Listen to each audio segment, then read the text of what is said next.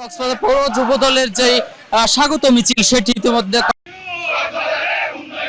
এবং আমাদের কক্সবাজারবাসী আমাদের মাননীয় প্রধানমন্ত্রীর কাছে আমরা কক্সবাজারের যেগুলো অতিশয় দরকার আমাদের কক্সবাজার সিটি কর্পোরেশন উন্নয়ন, আমাদের সদর হাসপাতালের কিডনি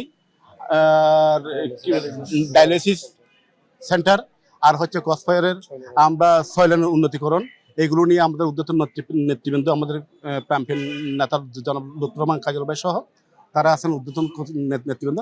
তারা এগুলো আমাদের মাননীয় প্রধানমন্ত্রীর সাথে আলাপ করে এগুলোর ব্যাপারে আমরা দৃঢ় পদক্ষেপ নেবেন।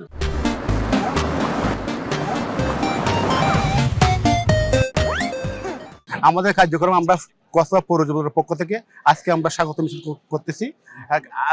এরপরে আগামীকাল পৌর এমপি আছে, এরপর অন্য অঙ্গ সহযোগী সংগঠন আছে, এগুলো পালাক্রমে 10 তারিখ পর্যন্ত মানে এগুলো করবে। আর পৌর যুব দল এই প্রধানমন্ত্রী আগমনের পক্ষে আমরা যারা আছেন, আমরা সিনিয়র নেতৃবৃন্দ সবাই মিলে আমরা শৃঙ্খলিতভাবে 13 তারিখে আমরা রাস্তায় থাকবো, মাঠে থাকবো।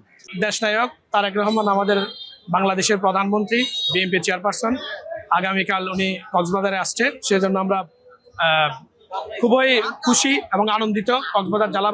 কক্সবাজার জেলাবাসী আনন্দিত।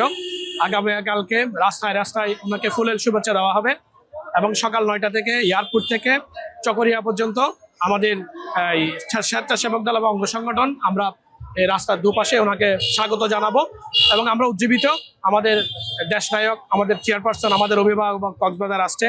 100 দিনের মাথায় উনি যে সফলভাবে দেশ পরিচালনা করছেন, আমরা কক্সবাজারের অনেক আমাদের আন্দোলন সংগ্রাম আছে, উনি এখানে অনেক কিছু এখানে করবে আমরা আশা করছি এবং আগামীকাল লাখো মানুষের উপর ওনাকে আমরা স্বাগত জানাবো এবং চকরিয়ার পরবর্তীতে চকরিয়াতে আমাদের সমাবেশ আছে, 3 লাখেরও বেশি আমাদের লোক এখানে সমাগম হবে।